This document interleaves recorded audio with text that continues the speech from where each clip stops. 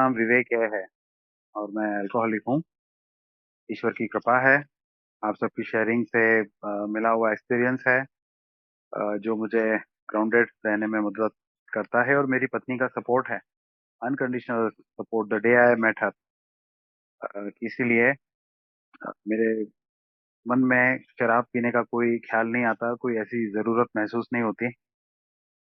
और इसलिए मैं बहुत ज़्यादा आभारी हूँ। इस चीज़ को बहुत अच्छे से समझता हूँ। अब ये चीज़ अच्छे से समझ में आती है कि मैं शराब से दूर सिर्फ इसलिए ही रह पा रहा हूँ। मैं इसमें कोई अपनी तरफ से मेरी कोई कोशिश काम नहीं आती है। मुझे शराब का ख्याल ही नहीं आ रहा है, इसलिए मैं दूर हूँ। तो अपने आप को शराब पीने से रोकने के लिए कुछ भी नहीं कर सकता हूँ। मैं शराब पीने का ख्याल आने से अपने आप को बचाने के लिए भरसक प्रयास कर सकता हूँ, पूरी ईमानदारी से। बहुत बहुत आभारी हूँ आपका, कि आप लोगों ने मुझे चौथी परंपरा पर बोलने के लिए मौका दिया। तो जो हमारी चौथी परंपरा है, in English it reads like that each group should be autonomous accept in the matters affecting other groups और ए एज अ होल।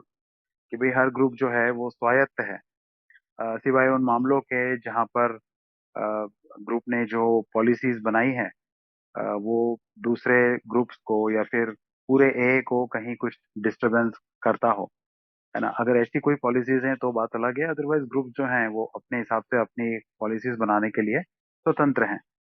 तो एक चीज बड़े सीधे सीधे सिंपल मुझे समझ में आती है इसमें, कि हाँ भाई, हर एक अल्कोहलिक्स अनोनिमस के हर एक ग्रुप के पास में ये अधिकार है कि भाई वो अपनी मीटिंग कहाँ पर करेंगे, अपनी जो ए मीटिंग है वो कहाँ पर करेंगे, हफ्ते में कितने दिन करेंगे, किस समय पर करेंगे, कितने घंटे की या कितने मिनट की करेंगे। और हर एक मेंबर जब शेयरिंग करेगा तो वो कितने कितने मिनट की होगी। ग्रुप में क्या कोई कमेटी बनेगी क्या, या ग्रुप में क्या अलग अलग पद बनेंगे क्या, जैसे सेक्रेटरी है, पीआई चेयर है, लिटरेचर सेक्रेटरी है, ट्रेजरर है, ये बनेंगे क्या, या इसमें से कुछ बनेंगे क्या, या इसमें से सारे बनेंगे क्या। हर किसी का हर किसी जो पोस्ट होल्डर है उसका सर्विस ड्यूरेशन क्या रहेगा, माने उसका कार्यकाल क्या होगा, फिर कितने समय बाद में सर्विस रोटेशन होगा।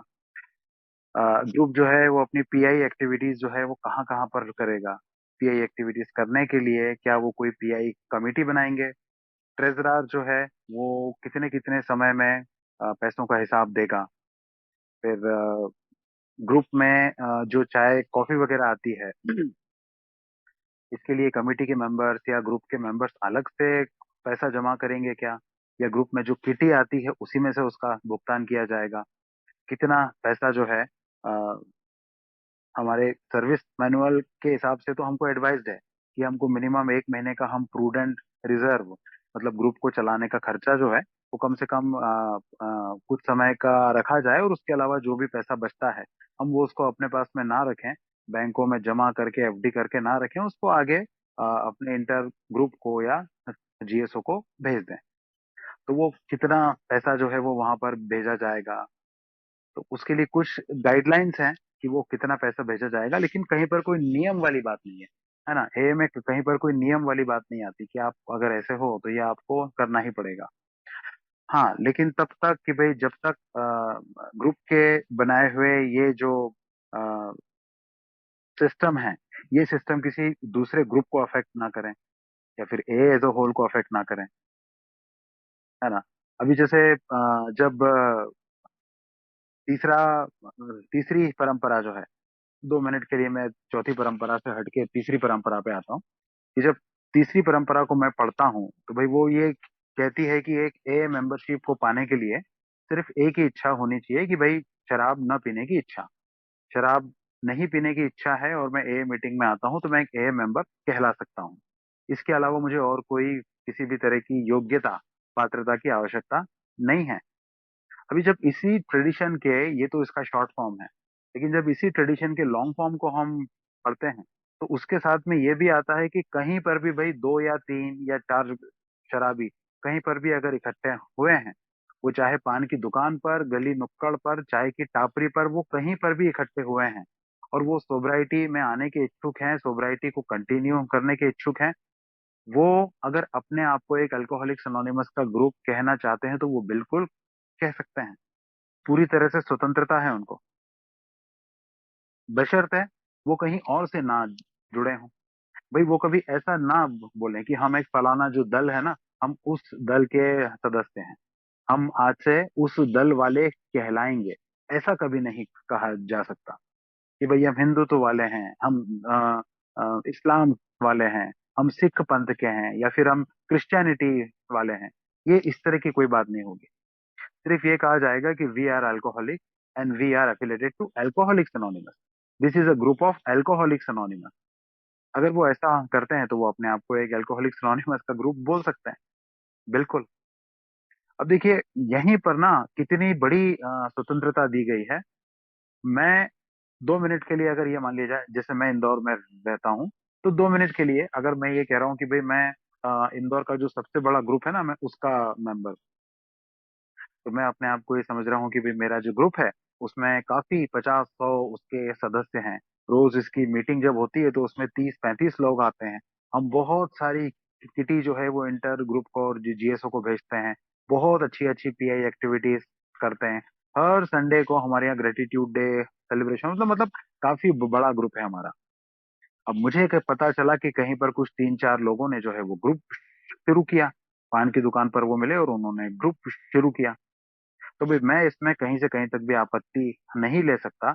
लेकिन ये जो 3-4 लोग हैं, इनको ये अधिकार इनके पास में सुरक्षित है कि ये अपने आप को एक ए ग्रुप कह सकते हैं, बशर्ते ये किसी भी तरह से एक ही परंपराओं का उल्लंघन नहीं कर रहे हों, और ना ये अपने आप को किसी दूसरे धर्म संप्रदाय या किसी पंथ से जुड़ा हुआ बताते हैं। मतलब affiliation to any other system or any other creed or any other religion on or any other thing, है ना। तो जब इनको ये अधिकार दिया गया कि भाई आप 3-4 लोग मिल रहे हो, 2 लोग भी मिल रहे हो, तो आप अपने आप को ग्रुप बोल सकते हो, तो इसके साथ में ना एक बहुत बड़ी इनके पास में रिस्पॉन्सिबिलिटी भी आती है। तो कल हम जो बात कर रहे थे, है ना, कि भाई चरित्र दोष जब धीरे धीरे चौथे कदम में जब मैं अपने आप को देखता हूँ, मैं अपने आप को रिफ्लेक्ट करता हूँ, कागज पे मैं अपने आप को उतारता हूँ कि मेरे अंदर ये समस्याएं थी, स्पिरिचुअली मैं कितना बैंकरप्ट हो चुका था, कैसा ईश्वर मुझे चलाना चाहते थे और मैं क्या बन चुका था। तो ये जो आध्यात्मिक दिवालियापन हो चुका था, इससे उभरने के लिए, मेरा आध्यात्मिक जो बैलेंस है उसको दोबारा अच्छा बनाने के लिए, वो एक समय पर था ईश्वर के यहाँ से मैं शारीरिक रूप से नंगा पैदा हुआ था, लेकिन आध्यात्मिक रूप से मैं परिपूर्ण ही पैदा हुआ था। लेकिन धीरे धीरे मैंने अपनी स्वयं इच्छा चला चलाकर अपने आप को आध्यात्मिक रूप से दिवालिया बनाया, सेल्फ हेल्प चलाकर। तो भाई आज मुझे वो मौका मिला। एक अल्कोहलिक होने का एक ही फायदा मुझे मिला कि मुझे एक 12 कदमों का कार्यक्रम मिला। तो मैं उसकी हेल्प से अपने आप को वापस आध्यात्मिक, मैं इसको पूर्णता तो नहीं बोलूंगा, लेकिन हाँ, मैं अपने आप को आध्यात्मिक प्रगति की ओर ले जाने का मुझे मौका मिल रहा है। तो जैसे जैसे मैं इस आध्यात्मिक प्रगति की ओर जाता हूँ, मैं ये समझ पाता हूँ कि यार आज तक मैंने इतना बिगाड़ा कैसे किया।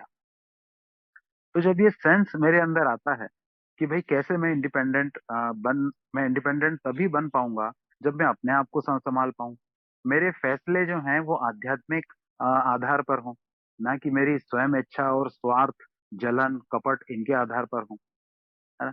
तो जब मैं इस आधार पर, मैं एक आध्यात्मिक आधार पे चलने वाला व्यक्ति बन सकता हूँ, तभी तो मुझे अधिकार मिलेगा कि मैं कहीं गली नुक्कड़ पे मैं और मुझ जैसे कुछ लोग खड़े हैं और वो अपने आप को एक ग्रुप कह दें। अदरवाइज तो क्या होगा कि हम 3 लोगों ने अगर चाय की दुकान पे खड़े होके एक ग्रुप बना लिया और एक चौथा नया पीड़ित शराबी आया तो हम उसको नौकर की तरह ट्रीट करने लगे, हम उस पर हुक्म चलाने लगे। क्यों? क्योंकि हम 3 जो हैं वो कुछ समय से, कुछ दिनों से या कुछ हफ्तों से या कुछ महीनों से या कुछ सालों से शराब से दूर हैं। तो हम समझ रहे हैं कि हम इसके आका हैं और ये हमारा गुलाम है। तो फिर ये अगर हम करेंगे तो फिर से एक बार हम आध्यात्मिक दिवालियेपन का परिचय देंगे। That is how step 4 in tradition 4 are deeply interconnected. ये मैच्योरिटी, ये गहराई, ये खुला दिमाग और इतनी कम से कम आध्यात्मिकता मेरे जैसे शराबी के अंदर आना जरूरी है। तभी वो ये कह सकता है कि हाँ भाई साहब, मैं इस अधिकार का उपयोग करने लायक हो चुका हूँ। कि मैं और मेरे जैसे कुछ लोग अगर नुक्कड़ पे खड़े हैं तो हम एक ए ग्रुप बना सकते हैं, है ना। ये सुनने में ये मुझे बहुत आसान लगता है कि भाई हर ग्रुप ऑटोनॉमस है ना, हर ग्रुप अपनी इच्छा चला सकता है। लेकिन ये अपनी इच्छा, मैं आत्मनिर्भर हूँ, मैंने सब कुछ किया है इसलिए मेरी मर्जी होगी, मैं वो करूंगा, ये कह कर ही मेरी हालत इतनी बुरी हुई है। जैसे शराबियत में जब मैं पी रहा था, तब मैंने कई बार मेरी पत्नी को ये कहा कि भाई पैसा मैं कमाता हूँ, तो मैं जिस तरह से चाहूँ मैं उस तरह से इसको खर्चा करूंगा। हाँ, आप मुझे आपत्ति सिर्फ तभी ले सकते हो जब आपके रहने में कपड़े लत्ते गहने, इनमें अगर आपके आपके जीवन यापन में अगर कोई कमी आ रही है तो आप मुझे ऑब्जेक्शन ले सकते हो। लेकिन भाई अगर मैं तो मर भी गया ना तो भी मैं तो आपके लिए बहुत कुछ छोड़ के जाऊंगा, ये मैं मेरी पत्नी को कहता था। जवाब में वो कहती थी मुझे कि अगर पैसे की ही बात होती तो मैं कब से ही तुमको छोड़ के जा सकती थी, क्योंकि मेरे पास पर्सनली मेरे मायके का और मेरा जमा किया हुआ तुमसे ज्यादा पैसा है। आप बताइए। लेकिन यहाँ बात सिर्फ पैसे की नहीं थी, यहाँ बात प्रेम की भी थी, यहाँ बात संबंध की भी थी। तो बात ये थी कि ये जो आत्मनिर्भरता है ना, इसके गलत फहमी में मैंने कई फैसले ऐसे लिए जिसने दूसरों को तो तकलीफ पहुंचाई ही, और उससे ज्यादा उन चीजों ने मुझे तकलीफ पहुंचाई। Dilemma of power. मैं ही कहीं कभी भी ये समझ ही नहीं पाया कि शक्ति का असली अर्थ क्या है। मेरे पास आर्थिक स्वतंत्रता है, शारीरिक स्वतंत्रता है, मैं अपने हिसाब से जो फैसले ले रहा हूँ या ले लेता हूँ उन पर कोई ऑब्जेक्शन नहीं उठाता है। ईश्वर की इतनी कृपा है कि अगर बाय चांस कोई गलत फैसला भी हो जाता है तो मैं कहीं ना कहीं उसको संभाल लेता हूँ। इतना शक्तिवान मैं हूँ। क्या ये स्वतंत्रता है? बस इसी को मैं स्वतंत्रता समझने की पहले गलती करता था। शक्ति मतलब स्वतंत्रता। कैसी शक्ति? कि मेरे पास आर्थिक आजादी है, मैं कितना भी पैसा कहीं भी खर्च कर सकता हूँ। कहीं अगर मेरा किसी से झगड़ा हो जाए तो 10 अधिकारी और नेताओं के फोन नंबर मेरे पास है, कभी भी उनसे मैं बात करके अपना काम निकलवा सकता हूँ। ये मेरे पास आजादी है। रिश्तेदारों में दोस्तों में मैं कहीं भी बैठ जाता हूँ तो कोई मेरे सामने चूं तक नहीं करता, ये मेरे पास आजादी है। लेकिन हो ये गया कि इस आजादी को ही मैंने वास्तविक आजादी समझ लिया, और इसका मैंने इतना दुरुपयोग कर डाला कि मेरा आध्यात्मिक पतन बहुत तेजी से होने लग गया। होता है ना कि जितनी ताकत, रावण वाला एग्जाम्पल एक इसमें बड़ा अच्छा है। बचपन से मैं मेरी मम्मी के से सुनता था कि भाई रावण जो है, ऐसा कहा जाता था कि वो तो श्री राम से भी ज्यादा अ, रावण के अंदर नॉलेज था, वेदों का शास्त्रों का एंड एक्स वाई जेड, ताकत भी उसके अंदर बहुत ज्यादा थी। तो जब देवताओं को लगा यार ये तो क्या, ये तो कुछ ऐसी चीज बन गई है, ये तो कोई ऐसा ऐसा प्राणी बन गया है, ऐसा कोई जीव बन गया है कि इसको तो कोई जीत ही नहीं पाएगा, तो उसका जानबूझ के उसका दिमाग जो है वो इस तरह से डिस्ट्रक्ट किया गया कि वो अपना उस खुद ही का जो ईगो है वो उसको ले बैठा। तो स्वतंत्रता तो क्या नहीं थी उसके पास, रावण के पास में। लेकिन वो उसी की स्वतंत्रता को उसने गलत तरह से उपयोग किया और वो ही आखिर में उसकी जान ले बैठी। तो यही तो मेरे साथ हो रहा था। तो ये परंपरा जो है ना, ये मुझे यही बताती है कि जब एक ग्रुप की बात आती है ना, तो फिर ये जिम्मेदारी ग्रुप, जैसे मैं कल भी कह रहा था कि ग्रुप अपने आप में थोड़ी ना कोई इंसान है। ग्रुप के जो सदस्य है वो मिलके उसको ग्रुप बनाते हैं। तो ये जो ग्रुप के सदस्य हैं उनके अंदर ये स्पिरिचुअल अवेयरनेस, ये आध्यात्मिक जागृति होना चाहिए कि भाई ग्रुप को किस तरह से हम आगे बढ़ाएं, क्या सही है क्या गलत है। हम जब मिलके किसी चीज का फैसला ले रहे हैं तो ऐसा तो नहीं हो रहा है कि कुछ लोगों को पता ही नहीं है, फालतू में वो बस अपना हाथ ऊपर कर रहे हैं कुछ दूसरे लोगों को खुश करने के लिए। या फिर कुछ लोग इस कारण से सिर्फ अपनी वाली अपना हुक्म ग्रुप पे चलाते हैं, क्योंकि उनका ये कहना है कि भाई हम 3 लोगों ने बड़ी मुश्किल से ये ग्रुप को चालू किया था, पूरे शहर में एक भी ए मेंबर नहीं था, हम लोगों ने घूम घूम के शहर की गली गली में घंटों घंटों धूप में बारिश में घूम घूम के ए मेंबर इकट्ठा किए हैं, तो फिर हमको अधिकार है कि हम अपने हिसाब से चलाएंगे। तो उन लोगों ने ग्रुप को खड़ा होने में बहुत बड़ी भूमिका तो निश्चित रूप से निभाई है, लेकिन अब शायद उनको इसके लिए कुछ प्रतिफल चाहिए, ऐसा लग रहा है। अब उनको चाहिए कि हर चीज में उनकी राय को माना जाए, ग्रुप कॉन्शियंस जो है उसके ऊपर भी उनकी राय हावी हो जाए, उनके सामने कोई कुछ बोले ना, उनका सम्मान रख के सब लोग उनकी हाँ में हाँ मिलाएं। एक बड़ी अच्छी लाइन इसमें आती है कि जब समय हो जाता है तो इस तरह के मेंबर्स को ये देखना पड़ेगा कि आर दे ओल्डर स्टेट्समैन और दे आर ब्लीडिंग डेकन। क्या ये उस तरह के लोग हैं कि ये पुराने हैं, ओल्ड टाइमर है, तो इनसे किसी नए सदस्य को एक प्रेरणा मिलती है, या फिर ये ब्लीडिंग डेकन्स हैं, मतलब ये बस एक तरह से खून चूसने वाले या फिर सबको परेशान करने वाले, या फिर इस विकृत आनंद का मजा लेने वाले, अपनी वाली चलाने वाले लोग हैं कि जिन्होंने ग्रुप के बाकी लोगों को परेशान कर डाला है। तो ये जो कई बार एक चीज आती है हमारे सामने, हम जिसको कहते हैं ग्रुप इन्वेंट्री। तो ये किसी ग्रुप के लिए ना ये भी बहुत आवश्यक है कि वो समय समय पर ग्रुप इन्वेंट्री ले, कि भाई हमारे जो फैसले होते हैं, क्या हम सिर्फ अपने ही ग्रुप को देखकर कोई फैसला ले लेते हैं। मतलब मैं एग्जांपल के लिए दूं कि मान लीजिए कोई छोटा सा शहर है, वहां पर ऑलरेडी दो ग्रुप हैं। इतना छोटा सा गांव है या फिर छोटी सी जगह है जहां पर सिर्फ दो ग्रुप हैं। टोटल मान लीजिए पूरा सारे मिला के ए मेंबर्स की संख्या है सिर्फ 50। तो 25 जो है वो एक ग्रुप में है, 25 दूसरे ग्रुप में है। अभी जो ग्रुप ए है और ग्रुप बी है, ग्रुप ए जो है वो पहले से बना था, ग्रुप बी जो है वो बाद में बना था। अभी जो ग्रुप बी है वो कोई वर्कशॉप ऑर्गेनाइज करना चाहता है, मान लीजिए वो 12 स्टेप्स की वर्कशॉप ऑर्गेनाइज करना चाहता है।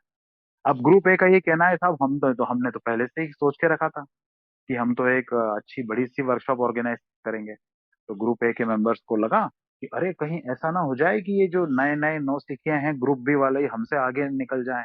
चलो फटाफट ताबड़तोड़, पैसे की कमी नहीं है अपने पास, ग्रुप में किटी बहुत पड़ी है, क्योंकि इंटर ग्रुप को या जीएसओ को तो देने की कभी नियत होती नहीं है हमारे पास में। 50,000, 1 लाख बैंक में एफडी पड़ी हुई है ग्रुप के पास में। चलो वो अपने पैसे का उपयोग करते हुए अच्छे से अच्छा होटल या अच्छे से अच्छी जगह बुक कर लेते हैं, लोगों को अट्रैक्ट करेंगे, कम से कम रजिस्ट्रेशन अमाउंट रखेंगे, वर्कशॉप का सारे लोग इधर आ जाएंगे। तो ग्रुप बी वालों की जो वर्कशॉप होने वाली है हम उसको फ्लॉप कर देंगे, मजा आ जाएगा इसमें। अब अगर देखा जाए तो ग्रुप तो ऑटोनॉमस है, ग्रुप तो स्वायत्त है साहब। अब कोई ग्रुप का कान तो पकड़ नहीं सकता कि भाई साहब आप ऐसा क्यों कर रहे हैं।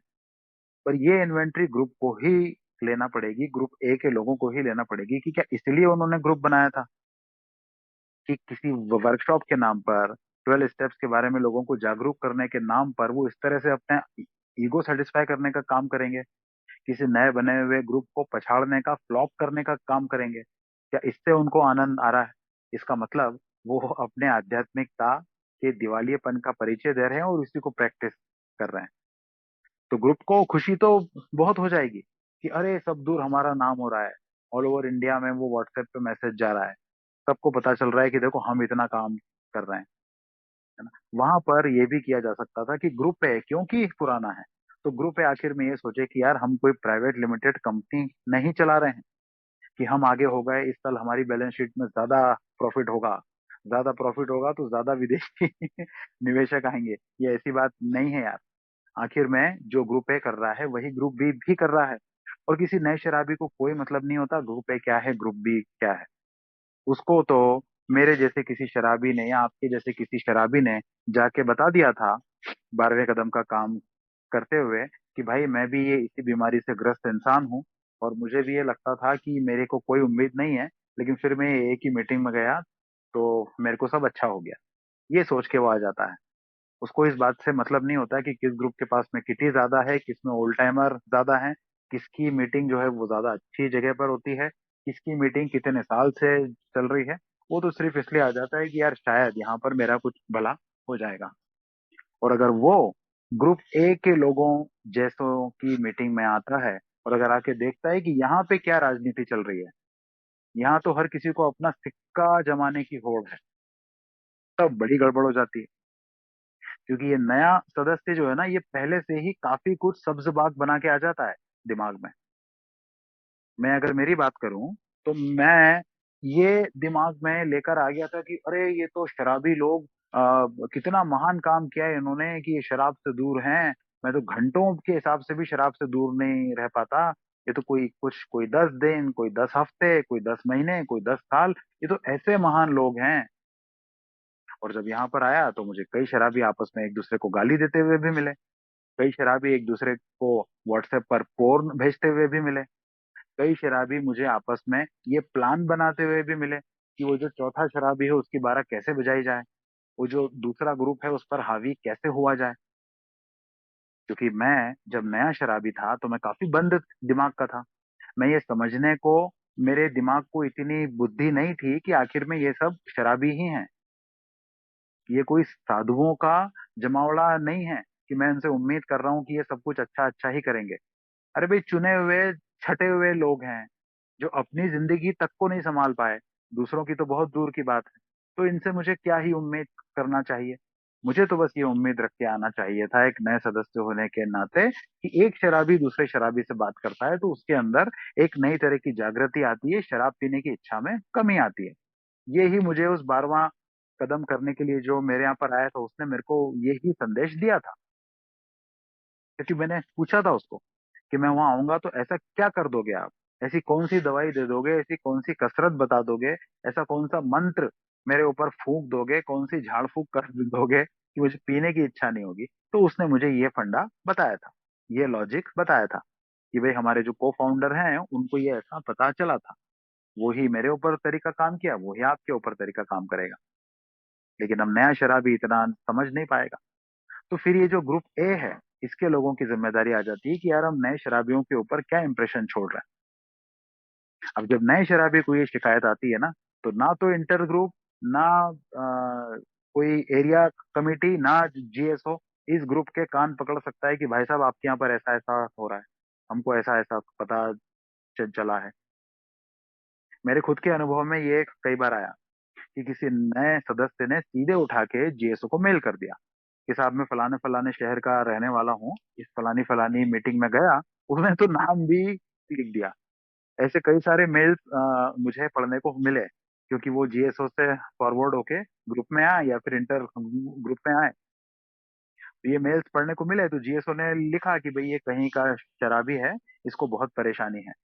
लेकिन जीएसओ ने कभी भी ऐसा करके मेल हमको नहीं भेजा, चाहे मैं ग्रुप में रहा, अभी मैं इंटर ग्रुप में हूँ, ऐसा करके जीएसओ ने कभी नहीं लिखा क्यों भाई क्या बात है, आजकल तुम्हारी बहुत शिकायतें आ रही है। ऐसा नहीं आया मुझे। सॉरी, मेरे होम ग्रुप को या फिर इंटर ग्रुप को या एरिया कमेटी को ये मेल आया कि भाई ये ऐसा ऐसा शराबी है, इसका हमारे पास ऐसा मेल आया था, ये परेशान है, तो ये इसका फोन नंबर है, ये इसका नाम है, देख लीजिए आप। तो इसका मतलब ये माना गया कि ग्रुप्स ऑटोनॉमस है ना। तो ग्रुप्स को अपनी इन्वेंट्री लेके ना ये समझना पड़ेगा कि यार ये जो स्वायत्तता है, इस स्वायत्तता का कहीं जानबूझ के या फिर अनजाने में हम लोग गलत फायदा तो नहीं उठा रहे हैं। क्योंकि हम अ, मेरे जैसे शराबी को ना ये पता नहीं लगता है। बहुत बार ऐसा हो जाता है कि उसको ये समझ में ही नहीं आता है कि यार यहाँ पे मैं ये गलती कर रहा हूँ। क्योंकि शराब से दूर होके ही वो अपने आप को बहुत बड़ा तुगलक समझने लग जाता है। तो वो ये समझ ही नहीं पाता कि यार मेरी भी जो सोच है, मेरी भी जो बातें हैं, जो मैं राय रखता हूँ वो भी गलत हो सकती हैं। उसके दिमाग में तो ये होड़ हो जाती है कि भाई मैं शराब से दूर हूँ मतलब मैंने कितना महान काम किया है।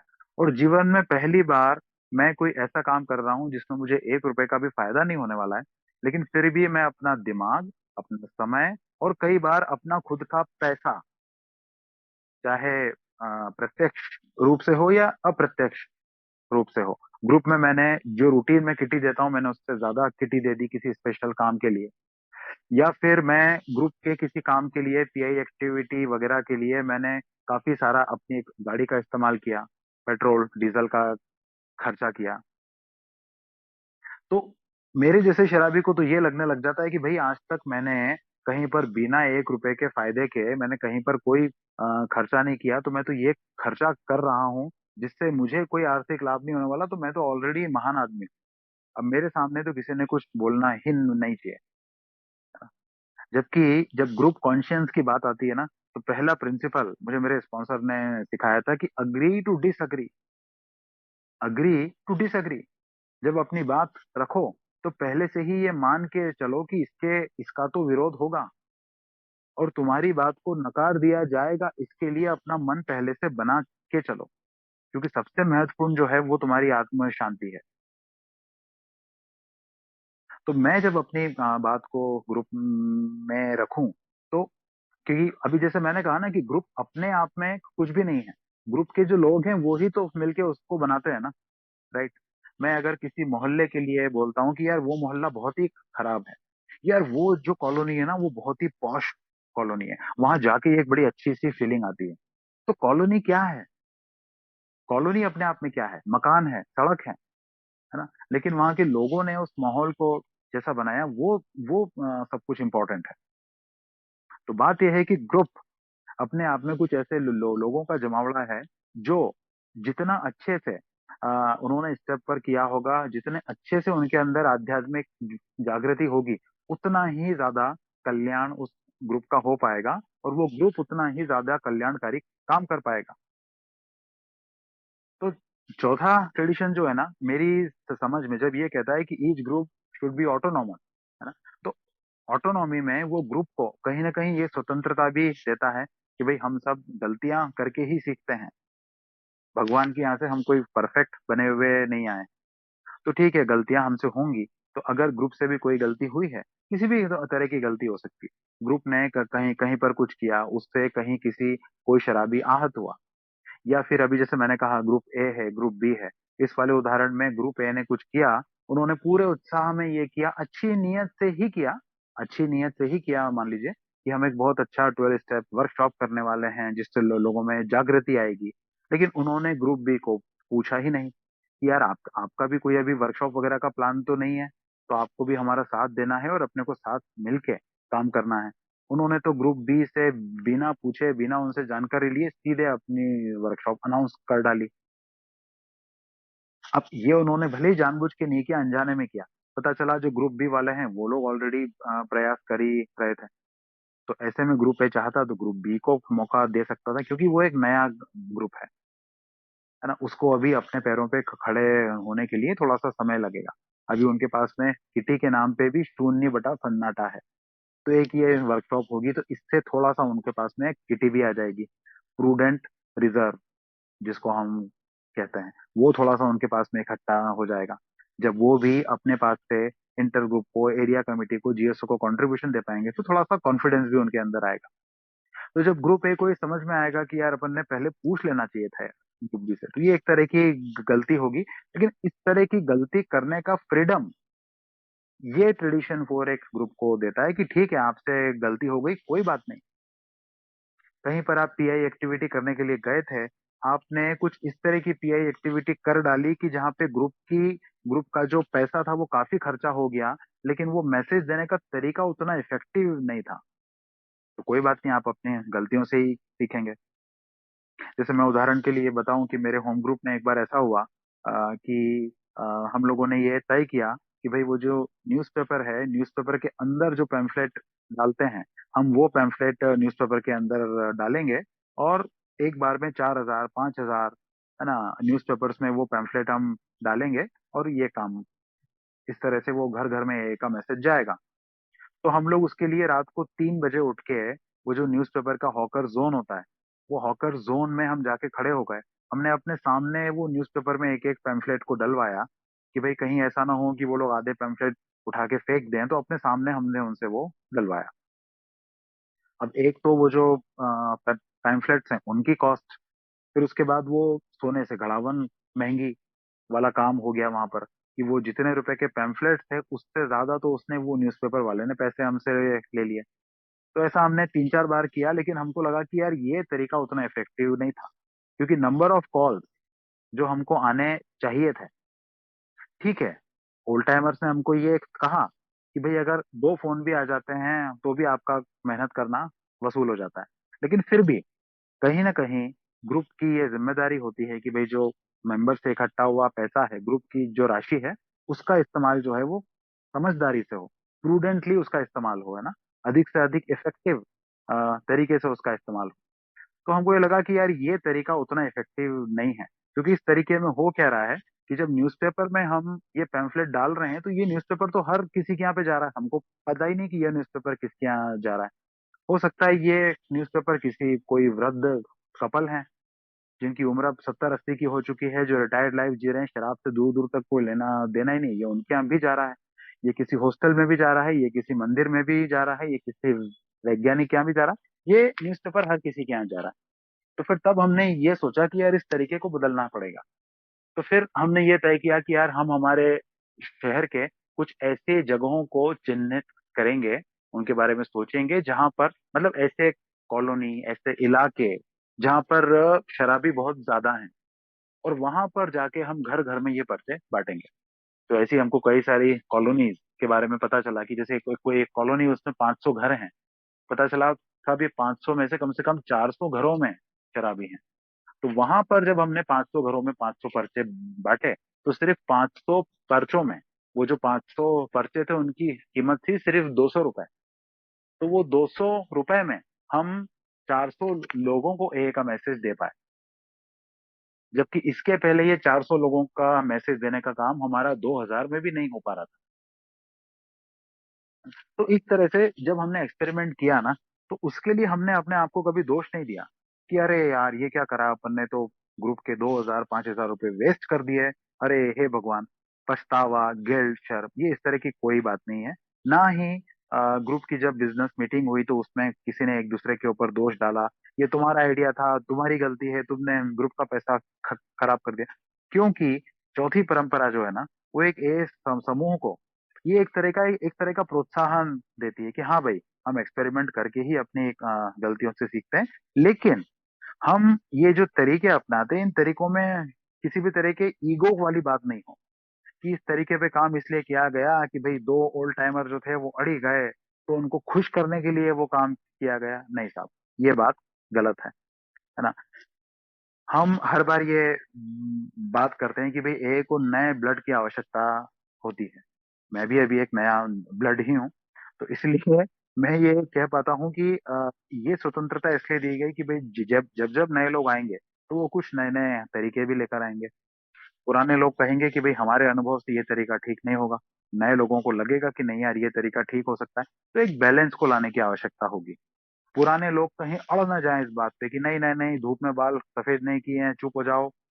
और नए लोग भी कहीं अड़ नहीं जाएं कि तुम तो साले बुढ़े हो गए हो, तुम तो सारे वो हो गए हो, बिल्कुल घिसी पिटी कैसेट रिकॉर्ड हो चुके हो, तुम लोगों से कुछ नहीं होगा।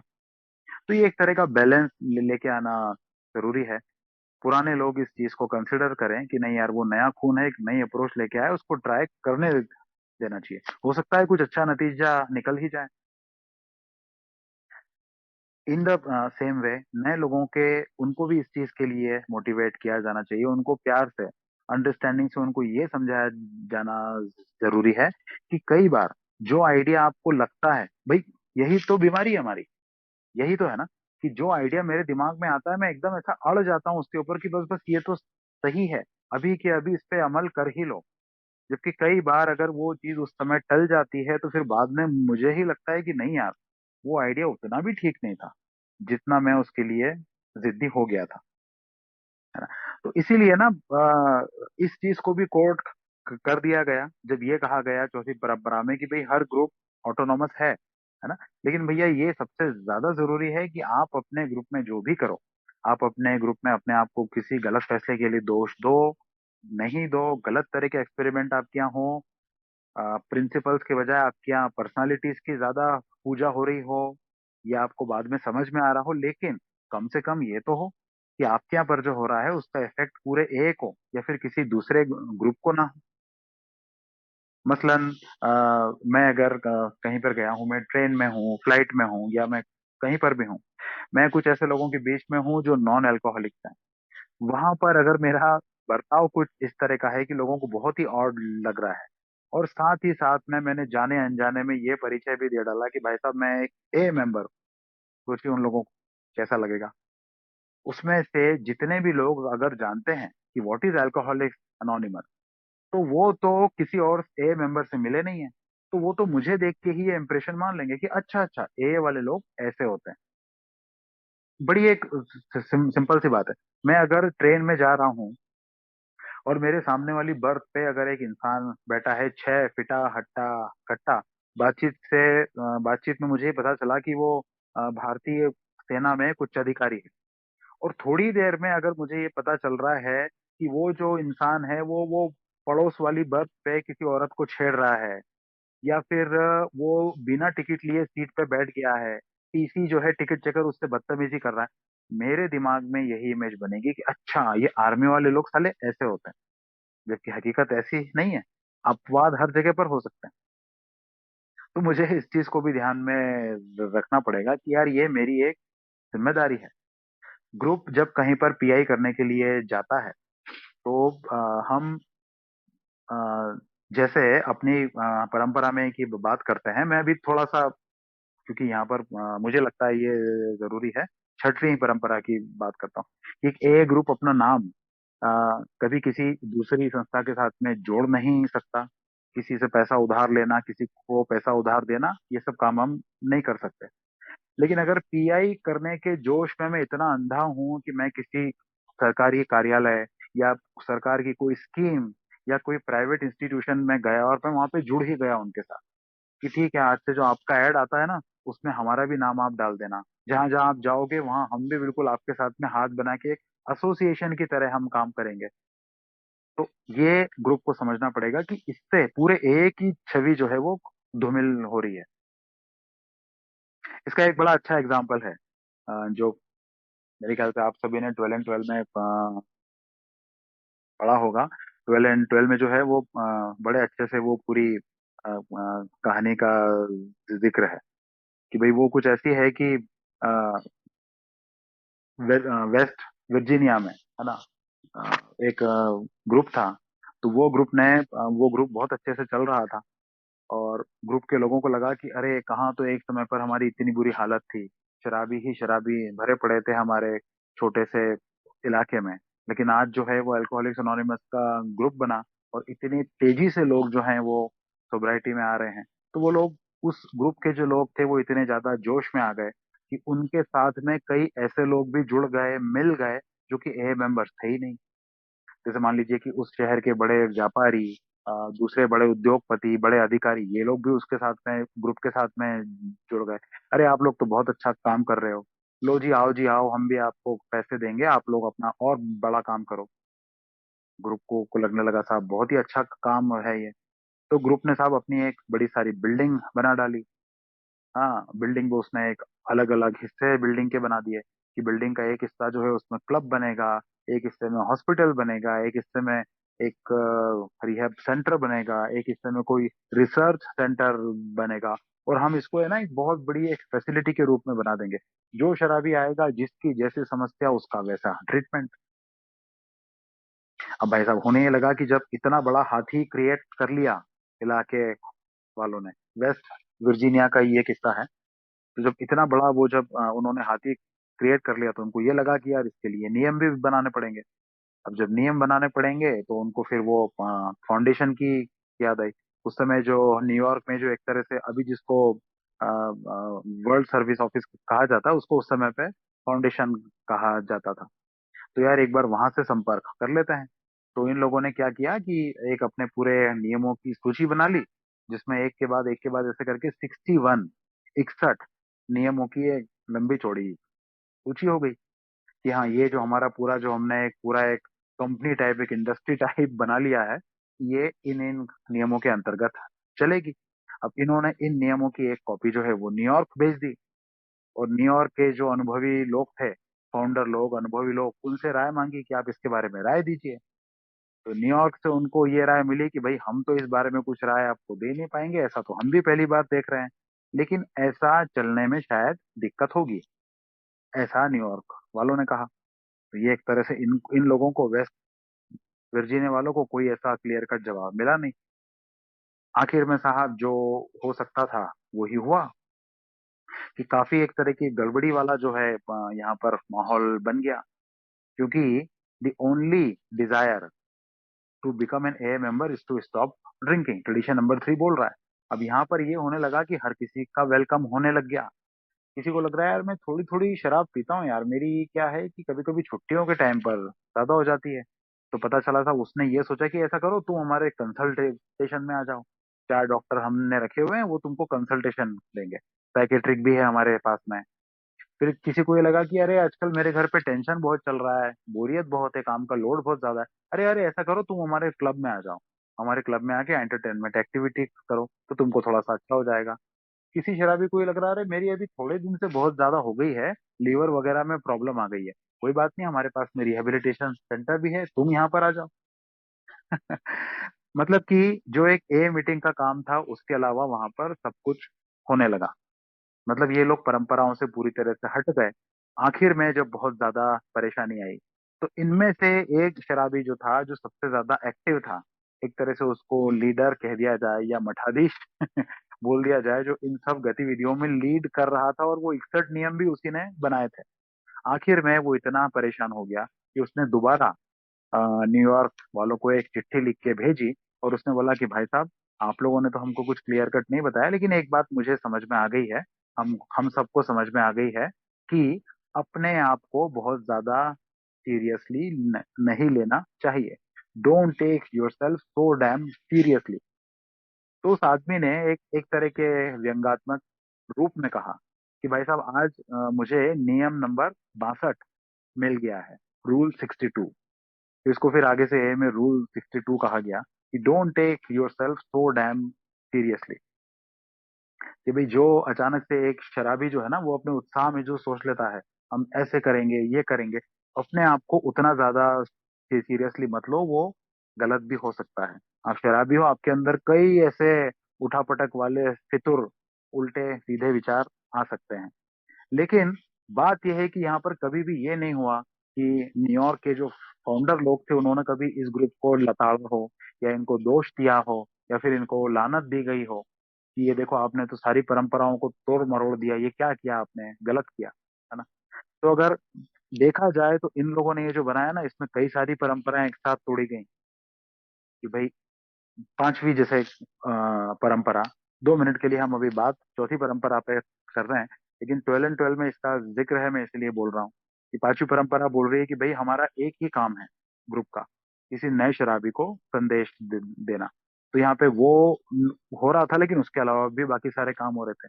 छठवीं परंपरा कह रही थी कि हमको किसी के साथ नाम नहीं जोड़ना चाहिए, बाहर किसी फैसिलिटी से पैसे का लेन देन ये नहीं करना चाहिए। ग्रुप ये पूरी तरह से इस कामों में अपने आप में लिप्त हो गया। सातवीं परंपरा कह रही थी कि भैया हम सेल्फ सपोर्टिंग होते हैं, लेकिन ये ग्रुप तो गांव के दूसरे धन्ना सेठ लोगों से पैसा लेने लग गया था। आठवीं परंपरा कह रही है कि हमको हमेशा नॉन प्रोफेशनल रहना चाहिए, लेकिन ये ग्रुप तो पूरी तरह से प्रोफेशनल हो गया था। नौवीं परंपरा कह रही थी कि हमको कभी ऑर्गेनाइज नहीं होना चाहिए, ये ग्रुप तो पूरी तरह से एक तरह से एक फैसिलिटेशन सेंटर के रूप में बन गया था। तो इस तरह से ये कई परंपराओं को उस ग्रुप ने तोड़ा। तो कहने का मतलब यह है कि उसके बाद में भी ऐसा नहीं हुआ कि भाई इस परंपरा को बदला गया कि नहीं नहीं यार ये तो ग्रुप इसका गलत फायदा उठा रहा है, चौथी परंपरा को बंद किया जाए, इसको ऐसा किया जाए, नहीं साहब, ये नहीं हुआ। ग्रुप्स को ऑटोनॉमी दी गई है। ऑटोनॉमी में अगर उनसे कोई गलती हो जाती है तो उसका भी उनको अधिकार है ना।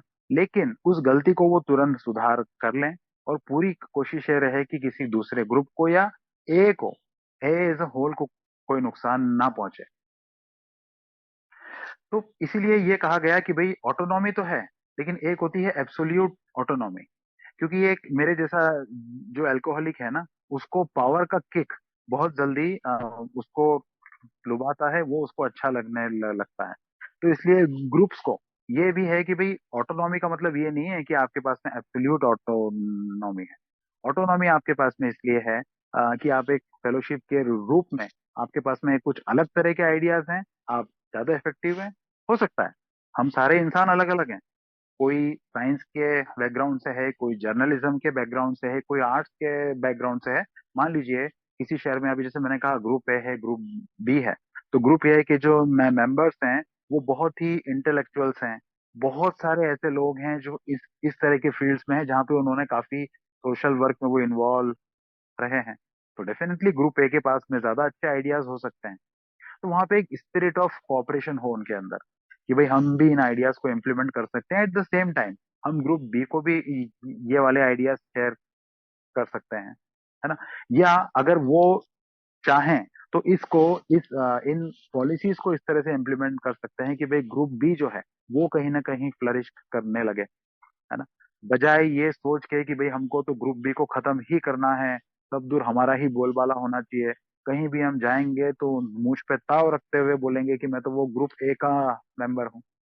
ये जो है ये फिर स्पिरिट ऑफ कॉपरेशन ये नहीं हो, रादर ये स्पिरिचुअल बैंक्रप्सी हुई।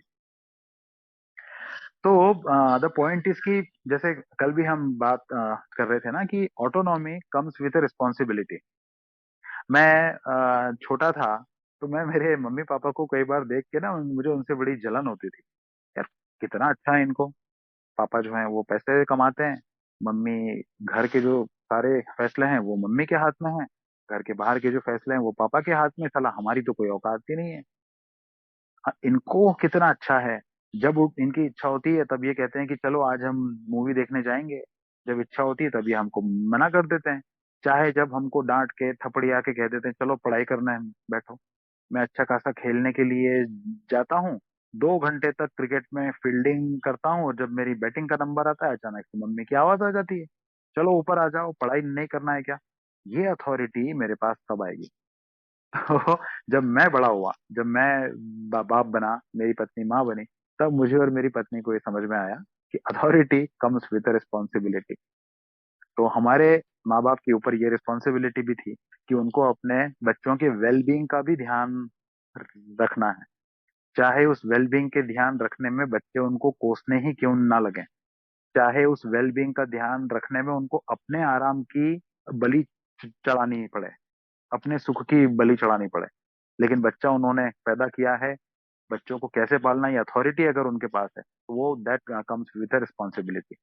तो सेम थिंग, कई बार इसलिए कहा जाता है ना कि ये ट्रेडिशंस जो हैं, हमारे जो परंपराएं हैं, हम इनको अपने परिवार में भी अप्लाई करें, बहुत ज्यादा जरूरी है। मुझे ये बात मेरे ख्याल से मेरी सोब्राइटी को 3 या 4 साल हो चुके थे, तब जाके ये बात समझ में आई कि यार क्यों ऐसा कहा जाता है। ये परंपराएं पूरी तरह से मेरे पारिवारिक जीवन पर भी लागू होती हैं। इनफैक्ट मैं अगर मेरी बात करूं पर्सनली खुद की, तो जब मैंने इसको मेरे परिवार से जोड़ के देखना शुरू किया ना, तभी मुझे ज्यादा अच्छे से ये मेरे होम ग्रुप से इनका जुड़ाव जो है वो समझ में आना स्टार्ट हुआ। नहीं तो उसके पहले तो मेरे जैसे शराबी की हालत ये होती है कि वो दूसरों की गलती ही निकालने में लगा रहता है। और अगर ज्यादा हम जिसको कहते हैं ना चालू भाषा में शरीफ शाना, तो ज्यादा अगर कोई शरीफ शाना शराबी हो तो फिर वो ये करता है कि दूसरे की गलती निकालने में किसी न किसी परंपरा की आड़ ले लेता है, कहीं से भी घुमा फिरा के किसी भी परंपरा से जोड़ के उस सामने वाले में गलती निकालने में एक्सपर्ट बन जाता है। भले से खुद अंदर से वो गलती करने के लिए पूरा उतावला है, खुद ने कई जगह बदनीयती की है, खुद ने कई तरह से परंपराएं तोड़ी है, बल्कि खुद का पूरी तरह से आध्यात्मिक पतन हो चुका है, लेकिन फिर भी दूसरे की एक गलती निकालने के लिए वो हमेशा तैयार है। तो कई बारी किसी ग्रुप के अंदर ग्रुप में जो स्वतंत्रता है, ग्रुप की जो ऑटोनॉमी है ना, उसमें एक एक ही एक बहुत ज्यादा अच्छी बात, मैं जो मेरे मन मन की बात अगर आप पूछें, तो मुझे एक ये चीज बहुत अच्छी लगती है कि जब ए को मैं समझने की कोशिश करने लगता हूँ खुले दिमाग से ना, तो मुझे समझ में आता है कि यार ये इसमें काफी प्रैक्टिकल अप्रोच को अपनाया गया है। सिर्फ ऐसा नहीं है कि बस किताबी कीड़े बना दिया गया है कि जैसे अनामिकता है तो अनामिकता का ऐसा ऐसे हम लकीर के फकीर हो गए कि बाप रे, अगर कहीं पर मुझसे गलती से अनामिकता भंग हो गई तो बहुत बड़ा अपराध हो गया। मुझे हर चीज के लिए आजादी भी दी गई है। मुझे ये बताया गया है कि भाई आपको ये फैसला खुद लेना है, कोई भी नियम आपके ऊपर बाध्य नहीं है, ए में सजा का तो प्रावधान ही नहीं है। एक ग्रुप के बारे में मुझे पता चला था कि भाई उनके ग्रुप की जो किटी थी, तकरीबन 18 या 19 हजार रुपए की किटी थी। तो वो ग्रुप का जो ट्रेजरर था वो रिलैप्स हो गया, वो 6 महीने तक मीटिंग में ही नहीं आया, वो घर पे भी मिलता ही नहीं था, ग्रुप के लोग उसके घर के चक्कर लगा लगा के परेशान हो गए। उसने पैसे नहीं दिए तो नहीं दिए, तो ग्रुप वालों ने कोई पुलिस में एफआईआर थोड़ी ना कर दी उसके लिए, है ना। तो आ, ईमानदारी मुझे स्वयं से रखना होगी, मुझे ये समझना होगा कि भाई मेरा आध्यात्मिक पतन किस चीज में हो जाता है। तो इसलिए कोई भी नियम मेरे ऊपर बाध्य नहीं है, वो चाहे वो अनामिकता की बात हो या फिर एक ग्रुप की ऑटोनॉमी की बात हो। एक बार का बड़ा अच्छा किस्सा है अल्कोहलिक्स अनोनिमस का। कि वो कुछ ऐसा है कि बिल डब्ल्यू साहब जो हैं, उनको कहीं पर इनवाइट किया गया था। जहां तक मुझे ध्यान है, मैंने जो पढ़ा है कि वो शायद से कैलिफोर्निया कहीं जा रहे थे, क्योंकि बहुत सारी ए मीटिंग्स में उनको बुलाया जाता था। अब उस समय ऐसे ऑनलाइन मीटिंग्स वाला तो काम था नहीं।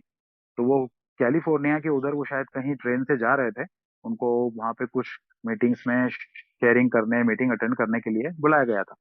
तो वो बीच में कोई एक छोटा सा शहर आता था। उस शहर के लोगों को पता पड़ा कि अरे वो जो बिल डब्ल्यू साहब है वो कैलिफोर्निया जा रहे हैं। वो जिस ट्रेन से जा रहे हैं वो ट्रेन का जो स्टॉप है वो अपने शहर में भी है। तो उन्होंने वहाँ संपर्क किया बिल डब्ल्यू साहब को कि साहब वो आप बीच में हमारे शहर वाला भी स्टेशन आएगा, तो आप अगर एक दिन हमारे लिए ये रुक जाए तो बड़ी मेहरबानी होगी। तो बिल डब्ल्यू साहब मान गए। अब वो साहब जब वो शहर के जो लोग थे वो बड़े अति उत्साहित थे। उनको लगा अरे बिल डब्ल्यू आ रहे हैं, ये तो वो महान आत्मा आ रही है जिसने ये प्रोग्राम बनाया, बहुत बड़े आ रहे हैं। उनके आसपास तो पता नहीं क्या लावे लश्कर होंगे, है ना, कई सारे असिस्टेंट्स होंगे, सिक्योरिटी वाले होंगे और क्या होंगे। तो वो जो बेचारे थे, वो तो सब बिल्कुल ऐसे करके उनका स्टेशन पर स्वागत करने के लिए लाए। पूरे स्टेशन को उन्होंने बिल्कुल सजा धजा दिया, हार फूल मालाएं और बड़े वो बैंड बैंड वाले, और इस तरह से नाश्ता, और उनका ऐसा भला ग्रैंड वेलकम हुआ। ट्रेन में से देखा तो वो अकेले बिल डब्ल्यू साहब उतर के आ रहे हैं। बहरहाल, अब जो भी हुआ वो वहां से मीटिंग में गए और मीटिंग शुरू हुई। अब मीटिंग की शुरुआत ही जैसे हुई, अब उसी में वहां तो वो क्रिश्चियनिटी के जो हैं, क्रिश्चियन मतलब ईसाई धर्म से संबंधित जो प्रार्थनाएं हैं या फिर जो भी हाइम्स उनको जो बोलते हैं वो गाए जाने लगे। मतलब अगर साधारण भाषा में बोले तो ईश्वर से संबंधित भजन वहां पे गाए जाने लगे। तो बिल डब्ल्यू साहब को ये बात बड़ी अजीब लगी कि यार ये क्या बात हुई। भाई हम अल्कोहलिक्स अनोनिमस के लोग, हम किसी धर्म से अपना जुड़ाव कभी नहीं बताते हैं। तो ये तो ग्रुप की मीटिंग में ही इस तरह की बात कर रहे हैं, तो ये तो सीधे सीधे ट्रेडिशंस की ऐसी की तैसी हो रही है। ये क्या हो रहा है। वो कुछ नहीं बोले, चुप रहे। मीटिंग खत्म जब होने को आई, फिर वही शुरू हो गया। सारे के सारे जो है इकट्ठे, बहुत सारे थे, वो ग्रुप बहुत बड़ा था। तो सारे के सारे लोग इकट्ठे, फिर वो जो चर्च में जिस तरह से वो प्रेयर्स का रिसाइटेशन होता है, उस तरह से वहां पर वो होने लगा। बिल डब्ल्यू साहब को फिर ये बात अखर गई कि यार ये क्या बात हो रही है। तो उन्होंने लेकिन फिर भी बोला कुछ भी नहीं, वो वहां से चुपचाप लौट आए। उसके बाद में वो कहते हैं कि भाई जब मैं वहां से लौट आया, उसके बाद बहुत देर तक मेरे दिमाग में ये बात मुझे खटकती रही कि ये तो बहुत गलत हो रहा है। ये तो सीधे सीधे बहुत ही ए के साथ में गलत हो रहा है, ये नहीं होना चाहिए, वो नहीं होना चाहिए। इसके बाद में अचानक उनके दिमाग में एक ये विचार आया कि यार ये मैं जिस जगह पर गया था, ये एक छोटा सा शहर था, लेकिन इस छोटे से शहर की आबादी में इतने ज्यादा शराबी हैं कि उस वो जो मीटिंग थी, वो जो ग्रुप था वहां का, वो एक ही था वहां पर, बस वो ग्रुप अपने आप में इतना बड़ा ग्रुप था कि पूरे अमेरिका में इतना बड़ा ग्रुप उस समय कोई था ही नहीं। अब वो ग्रुप में कितने सदस्य थे ये तो मुझे नहीं मालूम, ये मुझे कहीं नहीं पढ़ने को मिला। पर मान लीजिए कि अगर वो ग्रुप में 100 लोग थे, 200 लोग थे या 500 लोग थे, तो पूरे अमेरिका में कहीं भी बड़े से बड़ी जगह में, न्यूयॉर्क में, वॉशिंगटन में, पेंसिल्वेनिया में, कैलिफोर्निया में, कहीं पर भी इतना कोई बड़ा ग्रुप था ही नहीं जितना कि वो ग्रुप था। तो बिल डब्ल्यू साहब को तब एक बात दिमाग में आई कि यार मुझे इसमें इंटरफेयर करने के लिए या फिर इनको गलत बोलने का कोई अधिकार नहीं है। अगर इतने सारे लोग अल्कोहलिक्स एनोनिमस के माध्यम से जुड़े हैं और उनको ए से हट के अगर कोई धार्मिक प्रार्थना करने की अगर उनकी इच्छा है अपने धर्म से जुड़ के, तो यार ये उनका फैसला है। और ये प्रार्थना वहां पे कोई एक दो लोग नहीं कर रहे थे, ग्रुप के सारे लोग कर रहे थे, और बहुत ही खुशी से कर रहे थे। उनके चेहरे को देख के समझ में आ रहा था, दबाव में नहीं कर रहे थे। तो इसका मतलब ये ग्रुप का फैसला था। तो अगर वो ग्रुप का फैसला है, उन्होंने अपनी खुशी से वो फैसले को लिया है, और इससे पूरे एक और दूसरे ग्रुप को अगर कहीं कोई नुकसान नहीं पहुंच रहा है, तो फिर हमको इसमें इंटरफेयर करने का कोई अधिकार नहीं है ना। इंटरफेयर करने की बात तो शायद से तब आती, या फिर कोई सुझाव देने की बात तब आती कि जब इनमें से कई लोगों को ऐसा लगने लग जाता सपोज अगर 2 मिनट के लिए मान लें कि वो सारे लोग क्रिश्चियन थे, तो अगर उनको ये लगने लग जाता है कि ये जो क्रिश्चियनिटी है ना, अगर इसके भजन और इसकी प्रार्थनाएं गाई जाएंगी तो शराब भी शराब से दूर होगा, अगर वो इस तरह से ए के मैसेज को आगे बढ़ाएंगे तब ये कहा जाएगा कि साहब ये संपूर्ण ए को ये लोग जो है वो नुकसान पहुंचा रहे हैं। ये नहीं होना चाहिए, है ना। इसके लिए भी शिकायत नहीं की जा सकती है उनसे, उनको सिर्फ ये याद दिलाया जा सकता है कि हमारी समझ में ऐसा कुछ हो रहा है, इसीलिए। और अगर हमको अगर कुछ गलत लगा हो तो हम आपसे माफी चाहेंगे। लेकिन मैं आपके ग्रुप की मीटिंग में आया था और मुझे ऐसा पता चला कि आपके ग्रुप के जो मेंबर्स हैं वो इस तरह का मैसेज दे रहे हैं, तो मैं सिर्फ एकदम साधु भाव से, शांति से मैं ये बात को आपसे क्लियर करना चाहता हूँ। लेकिन उसके बाद में भी अगर ग्रुप नहीं मानता है तो अभी जैसे मैंने कहा, कोई कानून वाली बात तो है नहीं, लेकिन ये ग्रुप की आध्यात्मिकता पर निर्भर करता है कि क्या वो अपनी इन्वेंट्री लेके इस चीज को चेक करेंगे क्या, कि हाँ यार ये हमसे गड़बड़ हो रही है, या फिर वो अपने इसी घमंड में चलेंगे कि अरे ये तो पीछे रह गया, हम तो क्रिश्चियनिटी या फिर इस्लाम या फिर हिंदुत्व वॉट एवर, हम तो उसके नाम से लोगों को पकड़ पकड़ के ला रहे हैं, आपको क्या आपत्ति है भाई साहब, कैसे भी करके हम शराबी को सोबर तो कर रहे हैं ना। तो अगर ये होगा तो ये ज्यादा समय के लिए चलने वाला नहीं है, क्योंकि ये जो ए का प्रोग्राम है ये बहुत ज्यादा अनुभव से बना है।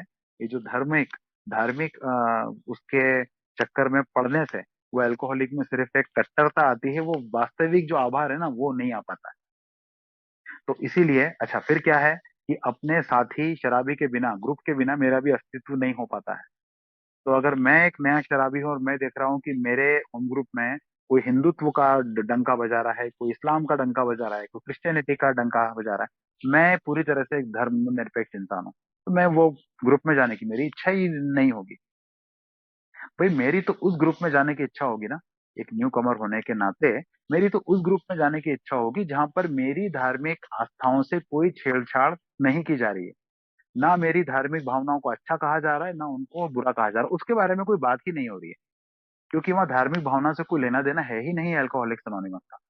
वो तो कह रहा है कि साहब ये एक बीमारी है और एक उच्च शक्ति पर निर्भर होके आप आत्मनिर्भर बनोगे, और उच्च शक्ति क्या होगी ये चुनने की स्वतंत्रता है मुझे, मैं अपनी समझ के हिसाब से उसको चुन सकता हूँ। तो ये हुआ एक ए ग्रुप। तो ये इस ऑटोनॉमी को समझने के लिए ना, ये ग्रुप के लोगों के अंदर ये आध्यात्मिक परिपक्वता होनी बहुत बहुत ज्यादा आवश्यकता है ना। इसीलिए जब ग्रुप में पदों पे लोगों का चुनाव होता है ना, तो जब वो जो पदों के लिए जो चुनाव की प्रक्रिया है वो इस तरह से है कि भाई कल को जब वो फैसला, सपोज कोई पीआई चेयरमैन है, वो जो फैसला ले रहा है कि भाई हमको इस जगह पर पीआई एक्टिविटी करना चाहिए, तो ज्यादा से ज्यादा ग्रुप के जो लोग हैं उनको उसकी बात पर भरोसा हो, उसकी सोच पर भरोसा हो, ग्रुप के लोगों को ये ना लगे कि भाई ये अपने पद का फायदा उठा रहा है ना। तो ग्रुप का ऑटोनोमस होना तभी सफल साकार हो पाएगा जब उसमें आध्यात्मिकता वाला इनपुट हो। अदरवाइज अंत में बस फिर से वही एक बात है कि कोई नियम ए के ऐसे एक मतलब जिसको हम अंग्रेजी में कहते हैं कोई प्यूनिटिव एक्शन, ऐसी तो कोई चीज यहाँ पर है नहीं। आप चाहे ए के नाम के पीछे अपना स्वार्थ और अपनी ईगो की दुकानदारी चलाते जाएं, प्यूनिटिव एक्शन की नाम की कोई चीज है नहीं। लेकिन कहीं ना कहीं ये सबसे पहले व्यक्तिगत आध्यात्मिकता और फिर पूरे ग्रुप की जो आध्यात्मिकता है ये उसको बर्बाद करेगी, और कहीं ना कहीं अप्रत्यक्ष रूप से हम पूरे ए का नुकसान करेंगे। और ए का नुकसान मतलब किसी नए शराबी का तो है ही नुकसान, जो यहाँ पर आ जाता और एक अच्छा जीवन जी पाता, लेकिन जो एग्जिस्टिंग है, क्योंकि ये ही मुझे तो समझ में आया यार कि मैं 5 दिन सोबर हूँ, 5 महीने, 5 साल या 50 साल, मेरा ए में जुड़ा रहना बहुत आवश्यक है, अदरवाइज मेरी सोब्राइटी लंबी नहीं चल सकती।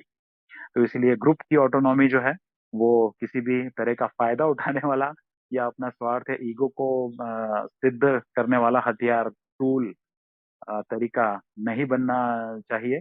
उसके लिए आध्यात्मिक जागृति का होना बहुत ज्यादा आवश्यक है। तो थैंक्स अ लॉट। मैं इसके बारे में इतना ही जो समझा हूँ चौथी परंपरा के बारे में वो मैंने आपके सामने रखा। आप लोगों ने मुझे बोलने का मौका दिया, मैं बहुत बहुत आभारी हूँ एक बार फिर से। Thank you, thanks a lot.